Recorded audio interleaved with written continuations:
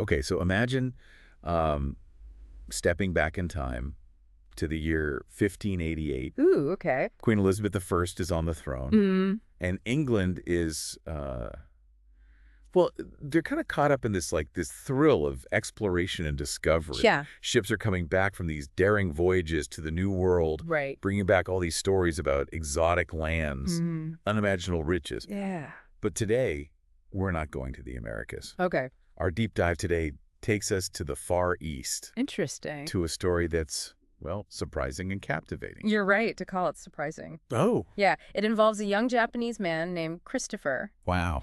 He's the first recorded Japanese person to set foot in England.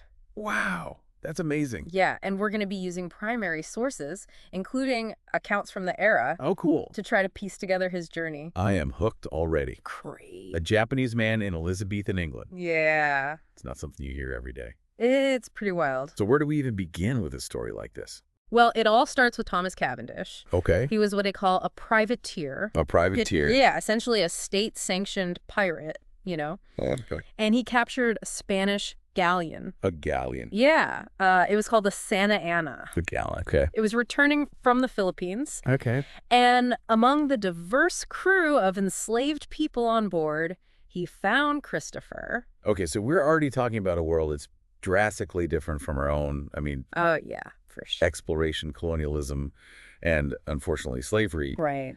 This Christopher, he must have been quite a character to find himself caught in the middle of all this. Yeah, I mean, he was certainly in extraordinary circumstances. Mm-hmm. But what makes Christopher's story even more fascinating is that he wasn't just any captive. Really? Yeah, he possessed remarkable skills, fluency in multiple languages, and potentially even map-making expertise.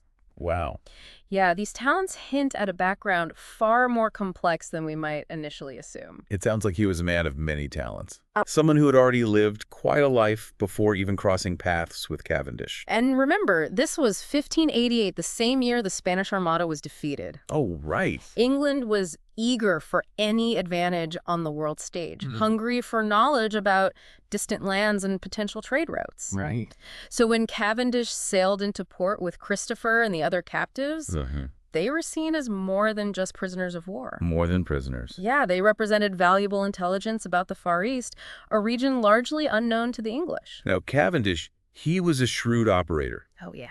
I bet he knew exactly how to play the situation to his advantage. You're right. Yeah. Cavendish recognized their worth Hmm. and decided to present Christopher and the others to Queen Elizabeth. To the queen. Yes, but not as enslaved people. Oh, No, as gentlemen. gentlemen. Yeah, hoping to inflate their importance. Oh, wow. And perhaps earn himself a handsome reward. That's quite a gamble, trying to pull one over on Queen Elizabeth. I guess it says a lot about the ambition of these privateers. Indeed, and as you might expect, this little scheme eventually backfired. Oh. Yeah. Elizabeth was not amused when she discovered the truth about Christopher's status. Makes sense. But before we delve into the consequences of Cavendish's deception, Yeah. let's rewind a bit and talk about England's fascination with the Far East at this time. Okay, so picture this. England, a rising power, full of ambition, looking outwards to the wider world. Mm-hmm. How much did they actually know about Japan at this point? Next to nothing. Really? Yeah, they had some fragments of information gleaned from Portuguese and Jesuit sources, Okay. some of it translated into English. Mm-hmm. But when it came to Japanese culture, the art, the military practices, everyday life, it was a total blank. So Christopher's arrival must have been a real sensation. Oh, yeah, absolutely. Here was a living, breathing person from this mysterious and distant land. It was, and remember, just a few years prior, a Japanese delegation had toured Europe. A delegation. Yeah, but they never reached England. Wow. Elizabeth was apparently envious. Envious. Yeah, so Cavendish presenting Christopher and the others as willing travelers wanting to meet the Queen. Oh, so that's why he... Yeah, likely played right into her desires for prestige and access to unique knowledge. It's like a historical puzzle, isn't it? It is. We're trying to piece together Christopher's story from these scattered accounts, these glimpses into the past. Mm-hmm. But even with limited information, his journey is already so captivating. Oh, yeah, definitely. And speaking of those glimpses, one account mentions Christopher possessing something truly valuable, a map of China. Right. Maps were incredibly precious in those days, Mm-hmm. especially maps of regions unknown to European powers. Right. Knowledge was power. And possessing a detailed map of China would have been a significant coup for the English. This map, likely with Christopher's help, was translated into English Probably, yeah. and displayed at Whitehall Palace. But his expertise didn't stop there. No. He also shared his knowledge of advanced compass technology, even sparking experiments by the English scientist William Barlow, Right. It's fascinating. who knew compasses could be so revolutionary. Well, the compasses Christopher was familiar with likely came from China. Oh, from China. Yeah, and they utilized water and a magnetized needle for navigation. Interesting. They were far more accurate and stable than the dry compasses used by the English, especially on the high seas. Right. It's a great example of how cross-cultural exchange can spark innovation, Yeah. even if the adoption isn't immediate.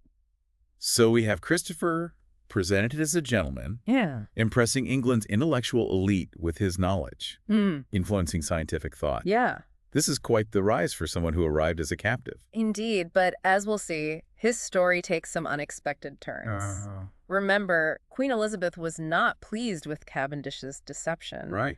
And this has a direct impact on how Christopher's treated in England. I bet. Yeah. Mm-hmm.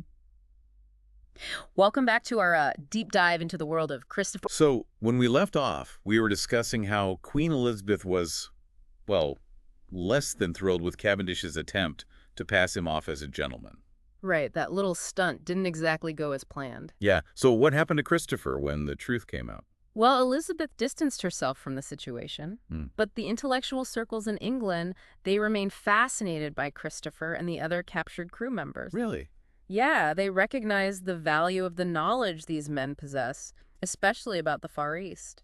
So even though he was no longer a gentleman in the Queen's eyes, Right. his intellectual worth was still recognized. Exactly. Think about it. To the English, Christopher was a window into a world they barely understood. Yeah, that's true. And despite the deception, there was a genuine desire to learn from him. So to reconcile their interest with the reality of Christopher's enslaved status, Right. they had to come up with something. Yeah, they began referring to him and the others as naturalists. Naturalists. That's an interesting choice of words. Yeah, it was a way of acknowledging their expertise, Yeah. without the baggage of their enslaved status. Yeah. Think of it as akin to a scientist or natural philosopher of the time. Okay, so kind of like an honorary title in a way. Yeah, it allowed them to tap into Christopher's knowledge without directly challenging the social hierarchy. So what kind of knowledge did Christopher share as a naturalist? Well, there are accounts of him and another crew member from Manila hey. being asked to identify exotic plants. Plants. Yeah, likely species brought back from the East. So they were picking his brain about botany. Yeah, imagine being an English botanist at the time, Yeah. and suddenly you're presented with flora from a completely different part of the world. That's pretty amazing. Christopher's insights would have been invaluable. It seems like he was a man of many talents. Absolutely. A navigator, a map maker, a potential compass expert, and now a botanist. It speaks to the breadth of his experience and his adaptability. To navigate these different cultures and situations, Right. Christopher must have possessed remarkable resilience and resourcefulness. And all of this is happening against the backdrop of intense global rivalry, Oh, absolutely. particularly between England and Spain. Mm-hmm. They were battling for naval dominance. Right. And the capture of the Santa Ana with Christopher aboard Yeah. was a real victory for the English. Absolutely. Both nations were racing to establish trade routes, Yeah. claim territories, exploit resources in the New World and the Far East. So Cavendish wasn't just some rogue adventurer. No. He was essentially an agent of the English crown. Precisely. And Christopher, with his knowledge of the Far East, Yeah. became a pawn in this larger game of global power. It's really a story about how individuals can get swept up in these grand historical events. Oh, absolutely. His story highlights the human cost of those grand historical narratives we often hear. Right. While kings and queens were vying for power, Yeah. individuals like Christopher were navigating the complexities of forced migration, cultural encounters, and the struggle for survival. It makes you think about all the untold stories, Yeah. all the individuals who are caught up in these historical events, Right.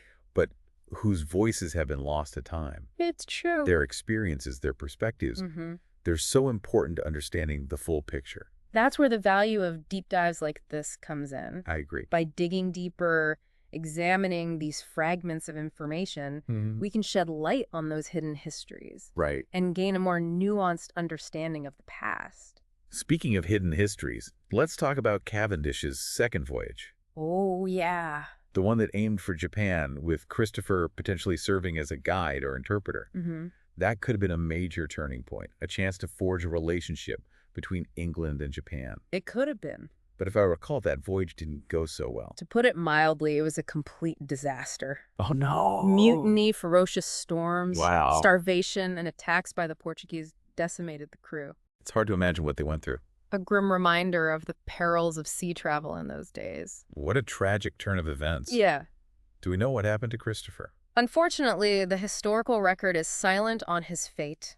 Oh, wow. It's highly likely he perished on that journey. So his story, much like his origins, Yeah, ends shrouded in mystery. it does. That's a heartbreaking end to such a remarkable life. It is. But even though Christopher's time in England was relatively short, his impact, as we've seen, was significant. Definitely. He helped shape perceptions of Japan, Right. contributed to scientific curiosity, and left behind a legacy of cross-cultural exchange. It's also a reminder that history is full of what-if moments. Yeah. What if Cavendish's voyage had been successful? What if Christopher had lived to share more of his knowledge and culture with the English? Right. These questions, while unanswerable, Yeah. push us to consider the fragility of human life and the unpredictable nature of history itself. It makes you appreciate how even seemingly small events Right. or the actions of individuals can have ripple effects throughout history. Absolutely. So before we move on, let's take a moment to reflect on Christopher's legacy. Okay. We've discussed his contributions to scientific thought and his role as a naturalist. Yeah. But what about his cultural impact? Right. How did his presence shape English perceptions of Japan? I'm glad you asked. So we're back for this final part of our deep dive into this extraordinary life of Christopher, this Japanese man who found himself in Elizabethan England. We've covered a lot of ground, from his capture to his arrival in England, his contributions to knowledge, and that tragic end to his journey. But before we wrap up, I'm really curious about how Christopher's presence, how it might have actually shaped English views on Japan. It's a fascinating question and one that's difficult to answer definitively. Remember, for most Elizabethans, Japan was a distant and mysterious land. They had very little firsthand knowledge, relying on fragmented accounts and often biased reports from European travelers. So Christopher, being the first recorded Japanese person in England, he must have challenged their preconceived notions, for better or worse. Did his presence shift their understanding of Japan in any tangible way? It certainly provided a more humanizing perspective. Okay. We see glimpses of this in the writings of the time. One account describes Christopher and the other captives as of good capacity. Good capacity. Yeah, meaning intelligent and capable. Another mentions their literacy, which was seen as a sign of refinement and sophistication. Oh, wow. So it sounds like they were impressed by his skills and knowledge, recognizing him as an individual rather than just a representative of some exotic other. Exactly. And this fascination, it kind of extended beyond the intellectual elite. Oh, really? There are accounts of ordinary Londoners flocking to see Christopher and the other naturalists. They were a novelty, a living embodiment of a world most could only imagine. That's incredible. Yeah. A Japanese man captured and brought to England against his will becomes a source of fascination and even admiration.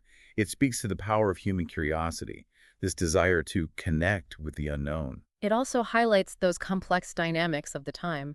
While England was engaged in colonial expansion, there was also a genuine thirst for knowledge, a fascination with this wider world. Right. And individuals like Christopher, despite their often marginalized positions, played a role in shaping those perceptions. It's a reminder that history is never black and white.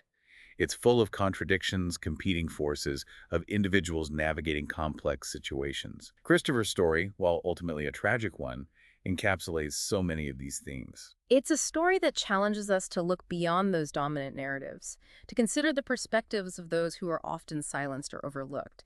By piecing together these fragments of information, by delving into these hidden histories, we can gain a richer and more nuanced understanding of the past. And as we conclude our deep dive, I'm left with a sense of awe for Christopher's resilience, his adaptability, and his thirst for knowledge. Even in the face of incredible adversity, he made his mark, leaving behind a legacy that continues to resonate centuries later.